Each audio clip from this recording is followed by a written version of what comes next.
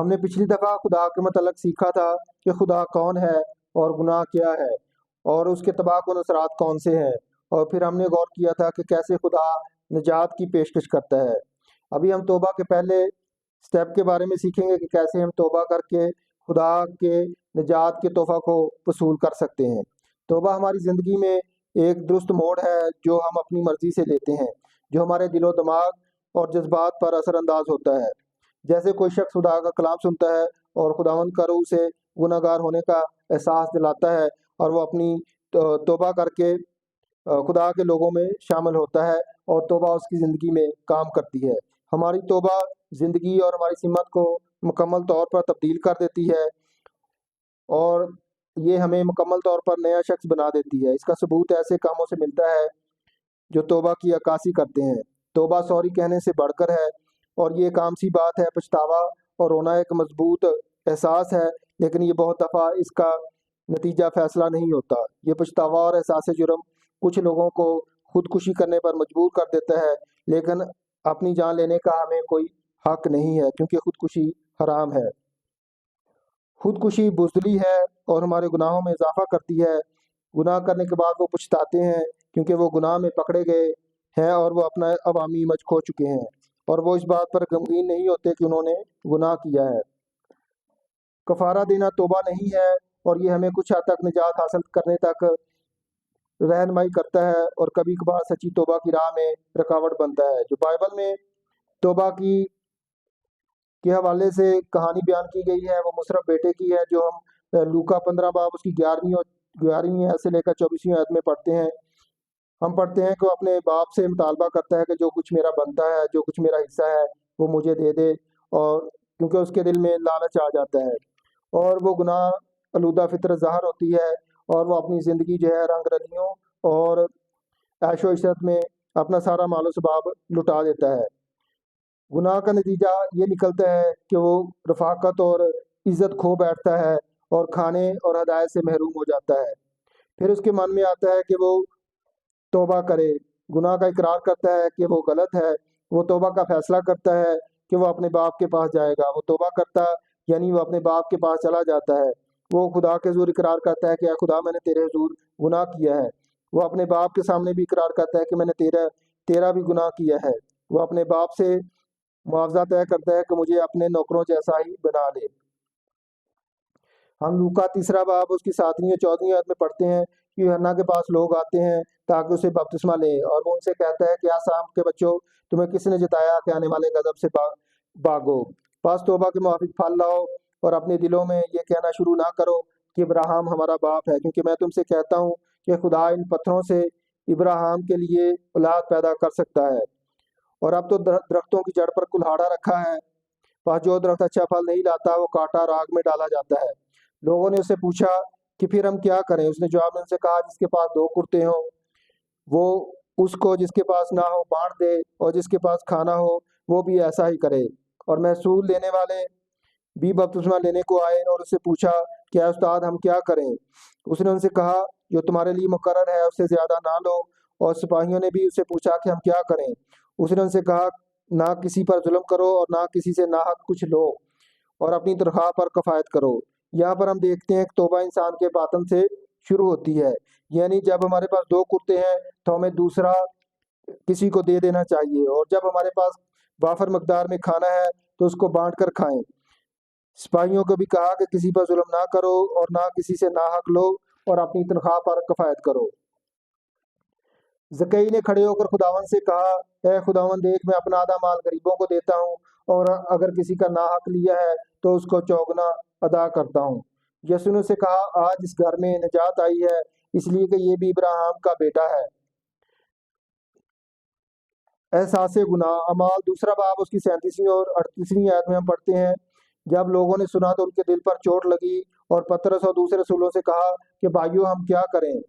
حزقیل 36واں باب اس کی 31ویں آیت میں لکھا ہے کہ تب تم اپنی بری روش اور بدعمالی کو یاد کرو، اور اپنی بد کرداری و مکروہات کے سبب سے اپنی نظر میں گنونے ٹھہرو گے۔ آپ کے اندر گناہ اور گناہ آلودہ زندگی کو ترک کرنے کی شدید خواہش ہونی چاہیے۔ زبور 34 اس کی 18ویں آیت میں ہم پڑھتے ہیں، خداوند شکستہ دلوں کے نزدیک ہے اور خستہ جانوں کو بچاتا ہے۔ آگے چل کر ہم پڑھتے ہیں زبور 38 ہے، اس کی چوتھی آیت میں لکھا ہے، کیونکہ میری بدی میرے سر سے گزر گئی اور وہ میرے بڑے بوجھ کی مانت میرے لیے نہایت باری ہے۔ اپنی کوشش سے خدا کی فیور حاصل کرنا۔ داؤد کہتا ہے، کیونکہ قربانی میں تیری خوش نصیبی نہیں، ورنہ میں دیتا۔ گناہوں کا اعتراف۔ اگر ہم کہیں کہ ہمیں گناہ نہیں تو ہم اپنے آپ کو دھوکہ دیتے ہیں اور ہم میں سچائی نہیں۔ اگر ہم اپنی گناہوں کا اقرار کریں تو وہ ہمارے گناہوں کو معاف کرنے اور ہمیں ساری ناراستی سے پاک کرنے میں سچا اور عادل ہے۔ گناہوں کو ترک کرنا۔ دوسری تواریخ 7واں باب اس کی 14ویں آیت میں لکھا ہے، تب اگر میرے لوگ جو میرے نام سے کہلاتے ہیں خاکسار بن کر دعا کریں اور میرے دیدار کے طالب ہوں اور اپنی بری راہوں سے پھریں تو میں آسمان پر سے سن کر ان کا گناہ معاف کروں گا اور ان کے ملک کو بحال کر دوں گا۔ جو اپنے گناہوں کو چھپاتا ہے کامیاب نہ ہوگا، لیکن جو ان کا اقرار کر کے ان کو ترک کرتا ہے اس پر رحمت ہوگی۔ دشمنوں کو معاف کرنا۔ متی 6 باب اس کی 14ویں آیت میں لکھا ہے، اس لیے اگر تم آدمیوں کے قصور معاف کرو گے تو تمہارا آسمانی باپ بھی تم کو معاف کرے گا۔ گناہ کی پہچان۔ زکئی نے کھڑے ہو کر خداوند سے کہا ہے، خداوند دیکھ، میں اپنا آدھا مال غریبوں کو دیتا ہوں اور اگر کسی کا ناحق لے لیا ہے تو اس کو چوگنا ادا کرتا ہوں۔ یسوع نے اسے کہا، آج اس گھر میں نجات آئی ہے، اس لیے کہ یہ بھی ابراہیم کا بیٹا ہے۔ خداوند کی طرف پھرنا۔ یسایہ 55 باب اس کی 7ویں آیت میں لکھا ہے، شریر اپنی راہ کو ترک کرے اور بد کردار اپنے خیالوں کو، اور وہ خداوند کی طرف پھرے اور اس پر رحم کرے گا۔ اگرچہ زندگی میں اتار چڑھاؤ آتے ہیں جس میں ہم توبہ کرتے ہیں اور ہماری طرز زندگی میں توبہ کا عمل جاری رہنا چاہیے۔ پاک روح بھی زندگی میں چھپے گناہوں کو ظاہر کرتا ہے تاکہ ہم توبہ کو اپنی طرز زندگی بنا لیں۔ توبہ ہمیں کیوں کرنی چاہیے؟ متی 23واں باب اس کی 33ویں آیت میں لکھا ہے، تم جہنم کی سزا سے کیوں کر بچو گے؟ لوکا 16واں باب اس کی 23ویں اور 24ویں آیت میں ہم پڑھتے ہیں، وہاں پر ایک دولت مند اور غریب لازر کی کہانی ہے۔ یسوع مسیح بتاتے ہیں کہ وہ دونوں مر جاتے ہیں اور فرشتے لے جا کر لازر کو ابراہیم کی گود میں پہنچا دیتے ہیں، اور جبکہ دولت مند عالم روا کے درمیان عذاب میں مبتلا ہو کر آنکھیں اٹھاتا ہے اور ابراہیم کو اور لازر کو جو اس کی گود میں ہے دیکھتا ہے۔ اس نے کہا، اے باپ ابراہیم، مجھ پر رحم کر کے لازر کو بھیج کہ اپنی انگلی کا سرا پانی میں بھگو کر میری زبان تر کرے، کیونکہ میں آگ میں تڑپتا ہوں۔ جہنم ایک حقیقت ہے، سچائی ہے، لیکن خدا ہمیں توفیق دیتا ہے کہ گناہوں کو ترک کریں اور معافی پائیں۔ جب ہم توبہ پر زور دیتے ہیں تو اس کا مطلب ہے کہ ہم خدا کے عذاب کی سمت کو تبدیل کر دیتے ہیں۔ پہلا تموتھی 2 باب اس کی 5ویں آیت میں لکھا ہے، کیونکہ خدا ایک ہے اور خدا اور انسان کے بیچ میں درمیانی بھی ایک، یعنی مسیح یسوع جو انسان ہے۔ خدا کے جلال کی بحالی انسان اور خدا کے درمیان ٹوٹے ہوئے رشتے بھی بحال کرنے کا خدا کا ارادہ ظاہر کرتی ہے۔ رومیو 8واں باب اس کی 30ویں آیت میں ہم پڑھتے ہیں، جن کو راست باز ٹھہرایا ان کو جلال بھی بخشا۔ خدا نے حکم دیا، پس خدا جہالت کے وقتوں سے چشم پوشی کر کے اب سب آدمیوں کو ہر جگہ حکم دیتا ہے کہ توبہ کریں۔ ہماری زندگی میں ٹرننگ پوائنٹ۔ یسوع مسیح نے کہا، توبہ کرو کیونکہ آسمان کی بادشاہی نزدیک آ گئی ہے۔ اسی طرح پطرس بھی کہتا ہے کہ توبہ کرو اور یسوع مسیح کے نام پر بپتسمہ لو۔ پلوس جو ہے وہ اعمال 20واں باب اس کی 21ویں آیت میں ہم پڑھتے ہیں، بلکہ یہودیوں اور یونانیوں کے روبرو گواہی دیتا رہا کہ وہ خدا کے سامنے توبہ کرنا اور ہمارے خدا یسوع مسیح پر ایمان لانا چاہیے۔ توبہ کرنا اتنا زیادہ اہم ہے کہ بائبل میں اس کا ذکر 100 دفعہ کیا گیا ہے۔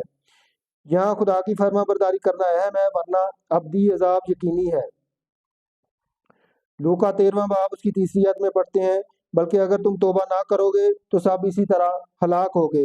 امثال 14واں باب اس کی 12ویں آیت میں ہم پڑھتے ہیں، ایسی راہ بھی ہے جو انسان کو سیدھی معلوم ہوتی ہے لیکن اس کی انتہا میں موت کی راہیں ہیں۔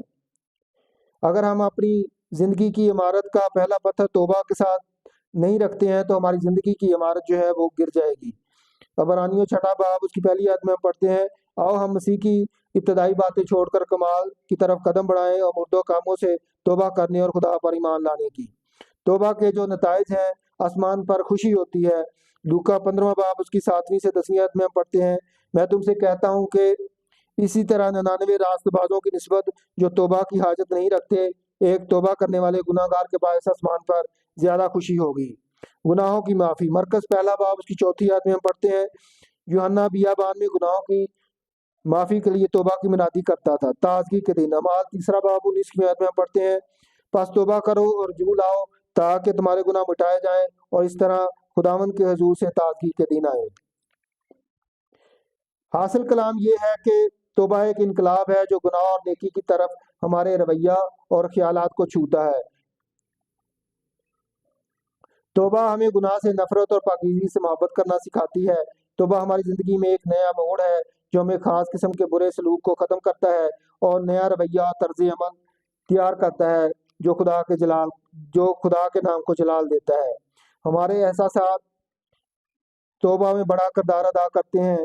لوکا 18 باب اس کی 13 آیت میں ہم پڑھتے ہیں کہ مسول لینے والے نے اپنی چھاتی پر مارا جو دل کے غم کی نشاندہی کرتا ہے۔ توبہ کے لیے جو عبرانی میں جو لفظ ہے اس کا مطلب ہے آہ بھرنا، ہانپنا یا کرانا، غم کا اظہار کرنا۔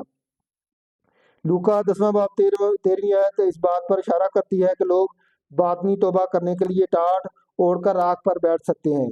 رومیو 2 باب اس کی 4 آیت میں ہم پڑھتے ہیں، یا تو اس کی مہربانی اور تحمل اور صبر کی دولت کو ناچیز جانتا ہے اور یہ نہیں سمجھتا کہ خدا کی مہربانی تجھ کو توبہ کی طرف مائل کرتی ہے۔ جب ہم خدا کی شفقت، بردباری اور صبر کو دیکھتے ہیں اور خدا کی شفقت ہمیں توبہ کی طرف مائل کرتی ہے۔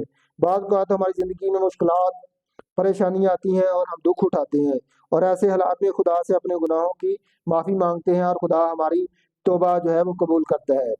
ہمیں توبہ کرنے کے لیے دیر نہیں کرنی چاہیے۔ خدا جب بھی ہماری رہنمائی کرے تو ہمیں توبہ کرنی چاہیے کیونکہ ہم نہیں جانتے کہ اب ہم کب مر جائیں گے۔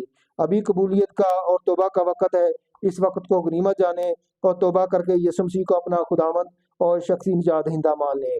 آمین۔